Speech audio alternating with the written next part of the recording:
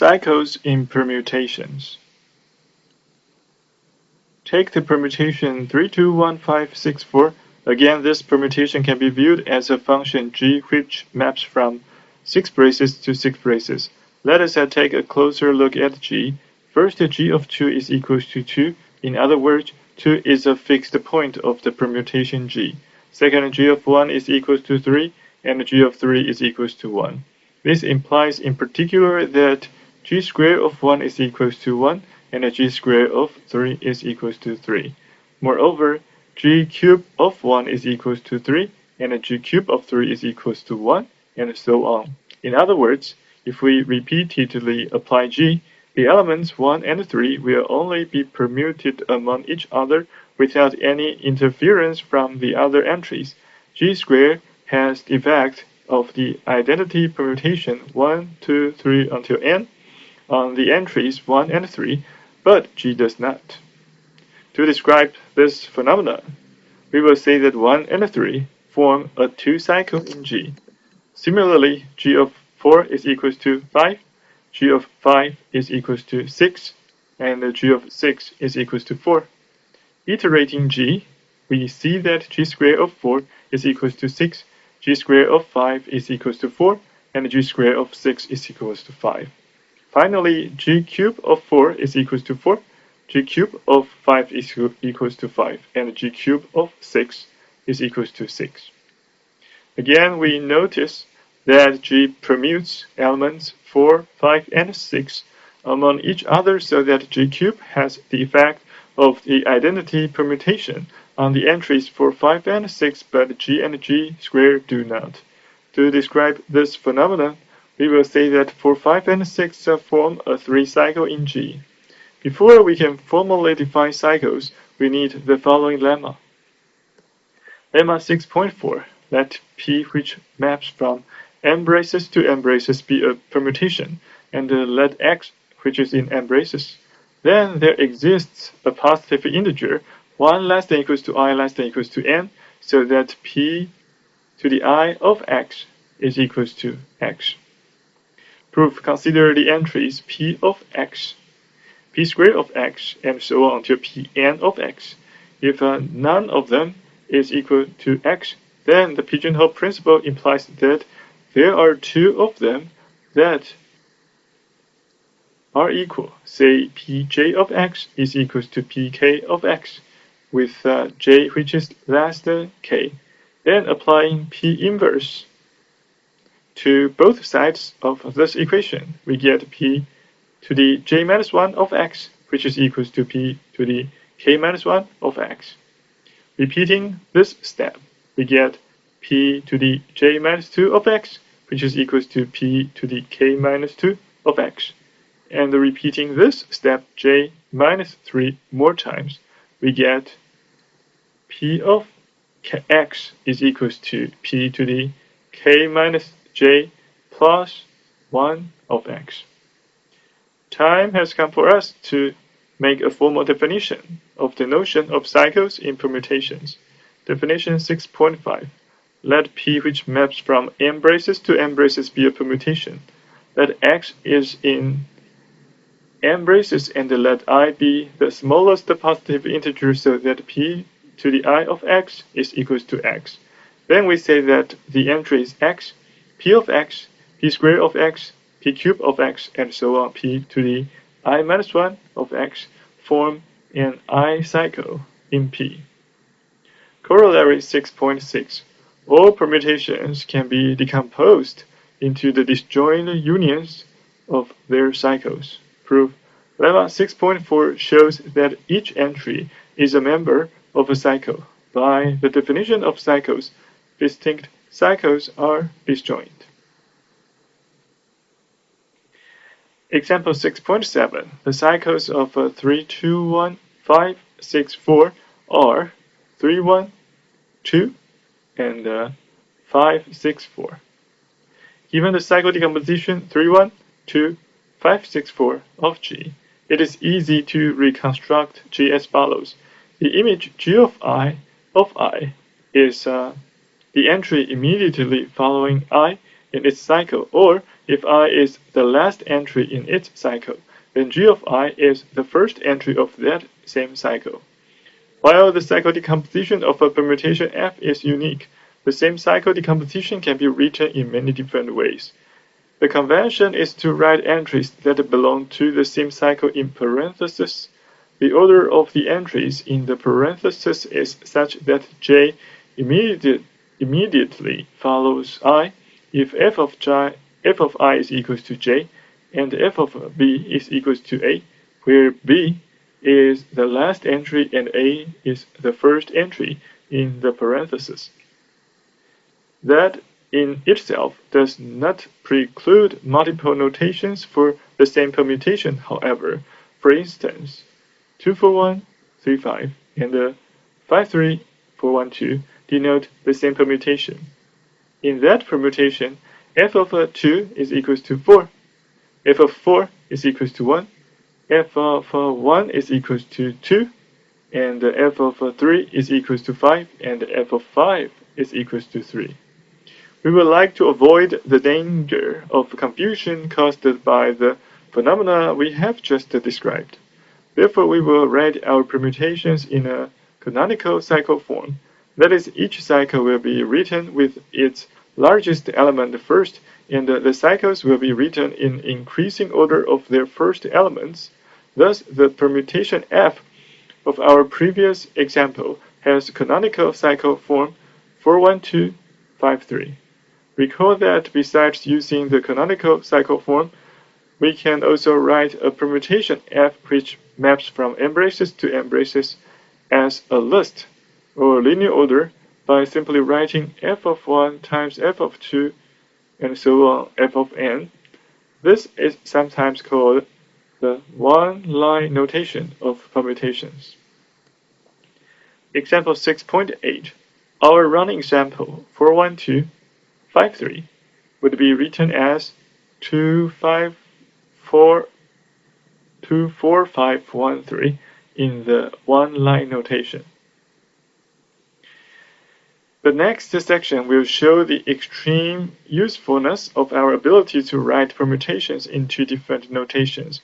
Figure 6.1 illustrates the two different ways one can think about the same permutation. The cycle decomposition of a permutation contains a lot of information about the permutation. It is therefore important to enumerate permutations according to their cycle decompositions.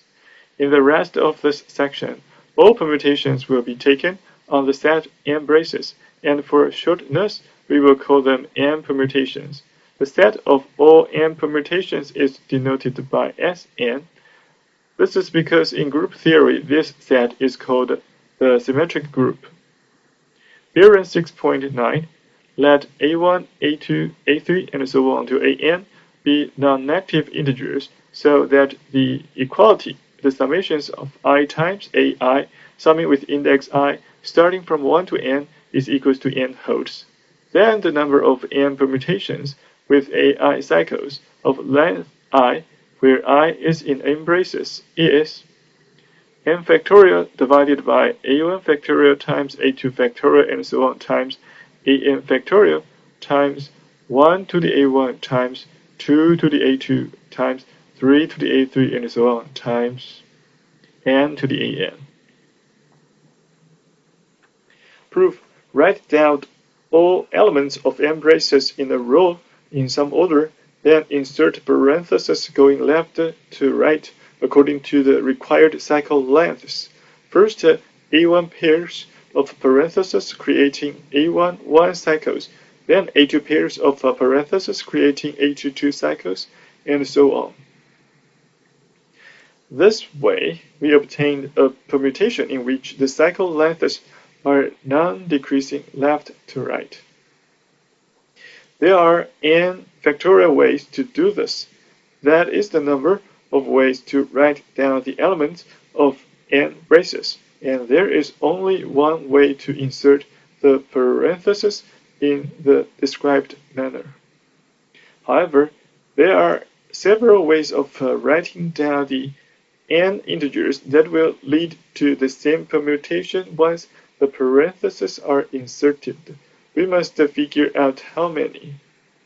The elements within any cycle of length I can be in I different orders and still yield the same cyclic permutation.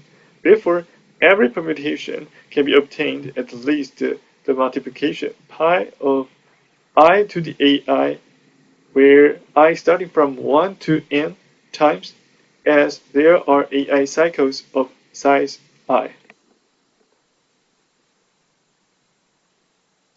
Moreover, if two ways of writing down the elements of n braces result in permutations which have the exact same cycles of length I for all I, just in different order, then again they lead to the same permutation.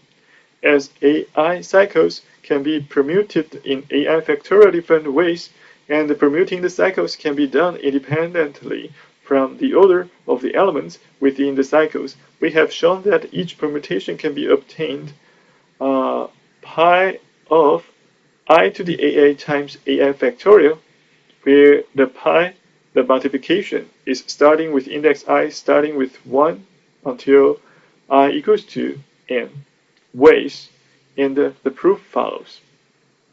If an n permutation P has AI cycles of length I for I starting equals to 1, 2, 3 until n, then we say that A1, A2, A3 until AN is the type of P. Thus, 6.1 provides a formula for the number of permutations with a given type. Example 6.10, the number of n permutations having only one cycle, in other words, the number of n permutations of type 0, 0, 0, and so on until 0, 1 is equal to n minus 1 factorial. One combinatorial meaning of example 6.10 is this. The number of ways n people can sit around a table is n minus 1 factorial. We consider two sitting assignments identical if everyone has the same left number in the first sitting as in the second.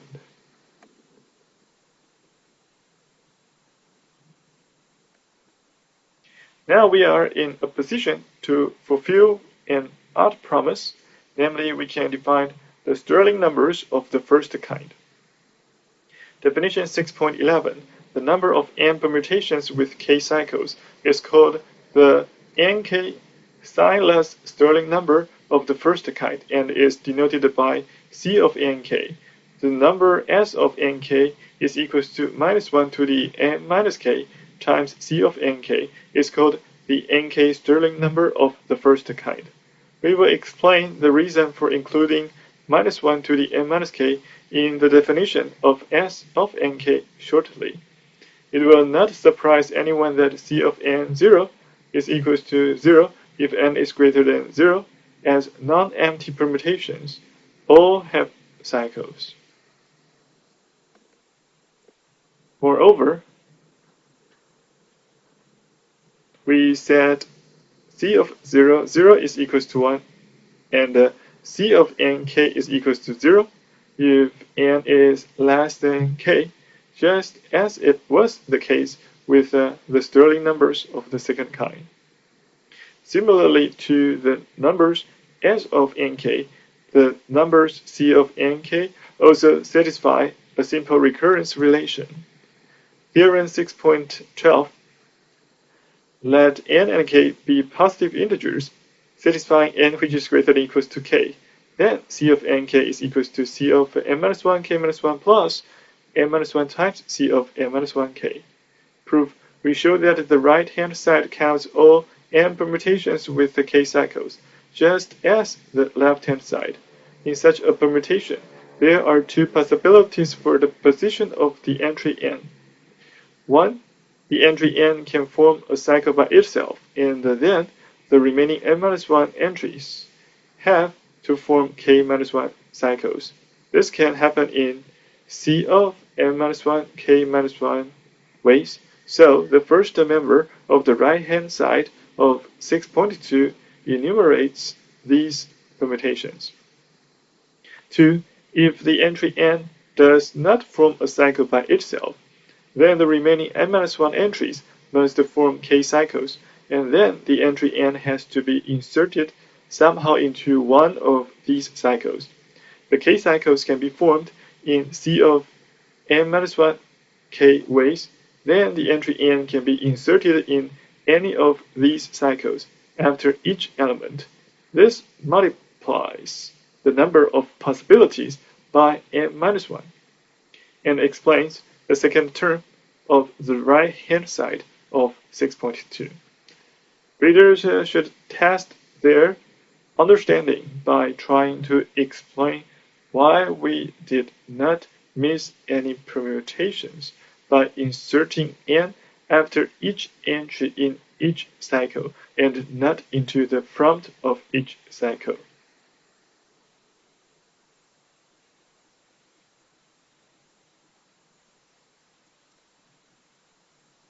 The reader is probably wondering whether there is some strong connection between the Stirling numbers of the first kind and the Stirling numbers of the second kind that justifies the similar names. The following lemma is our main tool in establishing that connection. Lemma 6.13. Let n be a fixed positive integer. Then the summations of C of nk times x to the k, summing with k starting from 0 to n, is equals to x times x plus 1 and so on times x plus n minus 1. Proof. We prove that the coefficients of x to the k on the right-hand side also satisfy the recursive formula 6.2 that is satisfied by the signless Stirling numbers of the first kind. Let Gn of x equals to x times x plus 1 and so on times x plus n minus 1, which is equals to the summations of ank times x to the k, summing with index k starting with 0 until k equals to n. Then Gn of x is equals to x plus n minus 1 if we take the last term to the front, times Gn minus 1 of x, which is equals to x plus n minus 1 times the summations of n minus 1 k times x to the k, summing with index k starting equals to 0 until k equals to n minus 1, which is equals to the summations. If we multiply the x terms to the first n minus 1 k and the x to the k in the inner summation, that will become the summations of n minus 1 k minus 1 times x to the k, summing with k starting from 1 to n, plus the rest term of the last previous term x plus n minus 1. So we take out the n minus 1, then times the summations of n minus 1 k times x to the k, where the summations of k is starting from 0 to n minus 1. Note the first term is where k starting from 1, and the second term is where k starting from 0. Now we are using a technique that will return in countless applications. In Chapter 8, we have just proved that the summations of ank times x to the k, summing with k starting from 0 to k equals to n, is equals to the summations of n minus 1 k minus 1 times x to the k, summing with k starting from 1 until k equals to n, plus n minus 1 times the summations of n minus 1 k times x to the k, summing with k starting from 0 to n minus 1. In other words, we proved that two polynomials were identical. The only way that can happen is when the coefficients of the corresponding terms agree in the two polynomials. That is, the equality ank is equals to n minus 1 times an minus 1 k minus 1 plus an minus 1 k must hold for all positive integers n and k so that n is greater than or equals to k. Therefore, the numbers a and k and c of nk do satisfy the same recurrence relation, as their initial terms trivially agree. That is, c of 0, 0 is equals to a 0, 0, which is equals to 1. C of n 0 is equals to a n 0, which is equals to 0, if n is greater than 0. This implies that C of nk is equals to a nk. Let us replace x by minus x in 6.3 and multiply both sides by minus 1 to the n. We get the summations of s of nk, where the s of nk is the first kind of Stirling number, times x to the k, summing with k starting from 0 until k equals to n, which is equals to x with the under index n. Now, the reader can see why we included the term minus 1 to the n minus k in the definition of s of nk. Comparing this equation to 5.2 that stated x to the n is equal to the summations of s of nk, where this s is the second kind of Stirling number, times x with under index k, summing with k starting from 0 to n. We see that the Stirling numbers of the first kind have the inverse effect of the Stirling numbers of the second kind. To formulate this observation in a more precise way, we need some notions from linear algebra, and we will assume that the reader has taken a basic course in that field.